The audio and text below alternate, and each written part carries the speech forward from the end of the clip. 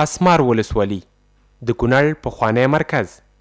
دا ولسوالي د اسداباد شمال ختیځ ته په 11 کیلومترۍ کې پرته ده.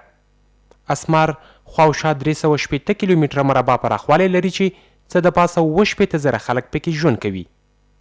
د کونړ دانګام، شیګل، غازی آباد او شولتن ولسوالیو سره تړلي پولې لري. په اسمار ولسوالۍ کې 3 لوی قومونه سالارزي، مشواڼي او مامون ګډ ژوند کوي. دلته 114 لوی او کوچني کلي آباد دي.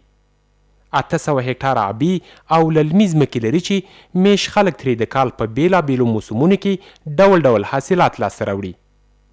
خلک یې تر ډیره په کرنه او مالدارۍ بوخت دي او له همدغې لارې د خپل ورځني ژوند اړتیاوې پوره کوي. اسمار نږدې 300 هکټاره د نښترو طبیعي ځنګلونه لري. اوغوز باغ، شاړ خوړ، ډب خوړ، بروړو او چړهوسۍ لوی درې دي چې په ځنګلونو زرغونې دي. دا ولسوالي یو وخت د کونړ مرکز هم و. د اسمار په مرکزي نقطه کې د سانکۍ پوسته چې د پیړیو راهیسې د حکومتونو لپاره د یوې ستراتیژیکې مورچې په توګه کارول کیږي لا هم همغسې آباده ده. تخت سلیمان یا د سلیمان غر او سلطان بابا زیارت تاریخي سیمې دي چې ډیر روایات ورپورې تړل شوي.